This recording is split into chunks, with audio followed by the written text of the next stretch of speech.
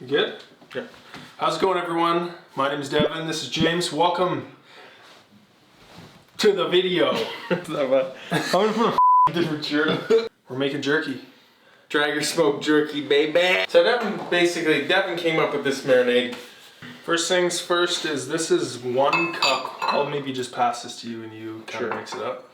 1 cup soy sauce. You can use low sodium. I think we used low sodium. I think it was regular. Okay. I don't know, whatever it was. 1 cup soy sauce, ½ cup of that elusively named sauce that no one really on earth knows how to pronounce. Worcestershire! Worcestershire or Worcestershire? Or Worcestershire. Or, yeah, Worcestershire.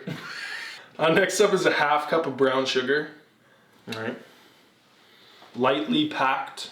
I'm no baker, but... Shauna, if she was here, she'd be like, yeah, exactly. Okay, this is 2 tablespoons cracked black pepper, 1 teaspoon onion powder, 1 teaspoon red chili flakes. That goes in. Alright.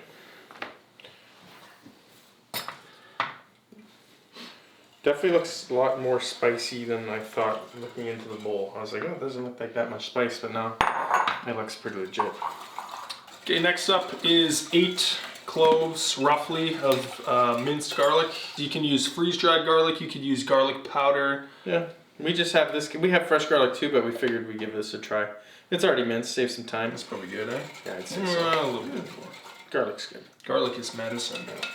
So, little secret here, use beef broth. We don't have beef broth. We're gonna try this Traeger beef rub. We tried it the other day, like on something entirely different. And it kind of tastes like beef broth. It tastes like beef stock. Okay, we'll beef stock to me. If you don't have this, you can just salt it with like pink Himalayan salt, table salt, kosher salt, anything like that. But we'll do it last. Oh, did you already put it in it? Or do it last? We'll do it last. Okay. Because we don't want it too salty, because that's gross.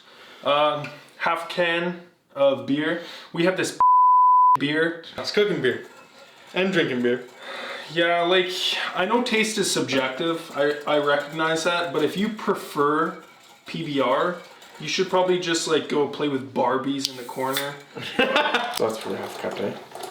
You think the beer will actually like, with like the acidity and shit in there, you think it'll like tenderize the meat too? I don't know. I don't really study food science often. There you go. So now you just use this to taste. We're gonna taste it. See how it tastes. You don't want it too salty. You think? Mm-hmm. So this smells like taco seasoning, now that I smell it. What the f***? Alright, change your plan. Black in Saskatchewan. Switch of plans. Might need more pepper. Because it's still bordering on that sweet. A little spicy, you know? So add a little pepper. Taste it. Taste your shit. That's good. It tastes nice. Flank steak. So we'll go over prepping the flank steak for the marinade and how to cut it. If you don't have like a meat cutter or a jerky, like, have you seen those like things you crank and you throw meat in and it cuts them into strips? Yeah. This is your best bet if you don't have any of that equipment. Basically, you roll it up like a little. Roll it up like a little.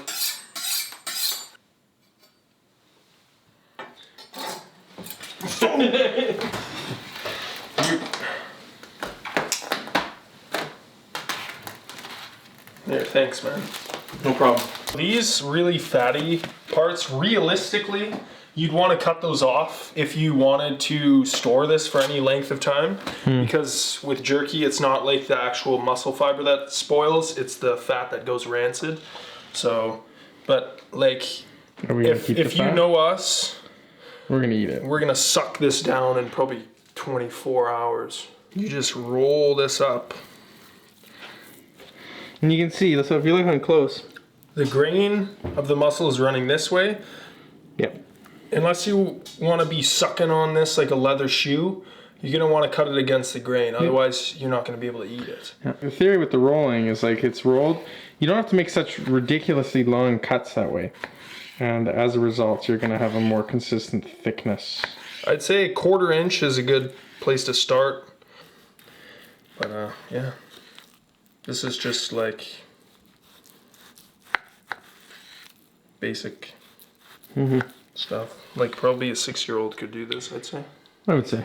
I mean, I can do it, so. If a 6-year-old can make chocolate milk, you can cut a piece of meat.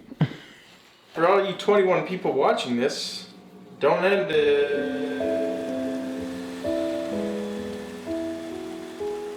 So we're gonna do an overnight marinade, and then tomorrow during the day, we'll get this bad boy on the Traeger. I'll let you do it. So if you make a big mess, then you can clean it up.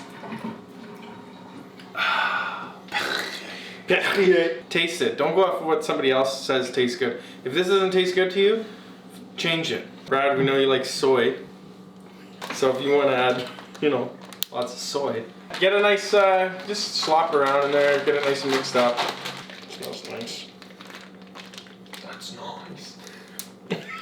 Today's sack lunch is meat. Throw this bad boy in the fridge and let it marinate overnight.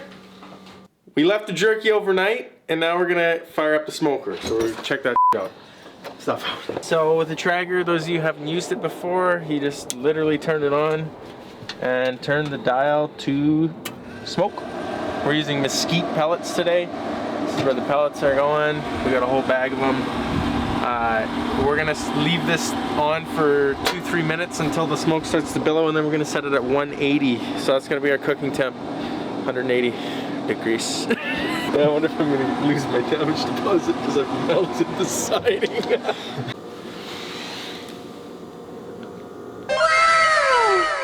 Smoker is just about to temp. 195, 200, goes 180. So that's close enough for us. We're gonna go throw the trays on and we're gonna start the timer. Again, aiming for maybe 3.5 hours, but play it by ear. Keep an eye on the jerky. You're gonna have to check out your pellets and stuff all the time too. So yeah, just look at it, taste it as it goes. Like you'll be fine. So like we said, we got these stacked. And we're just going to stagger our jerky trays, just like so.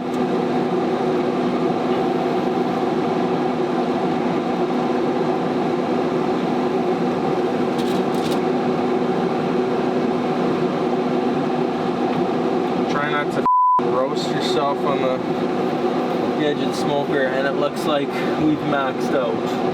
That should be fine.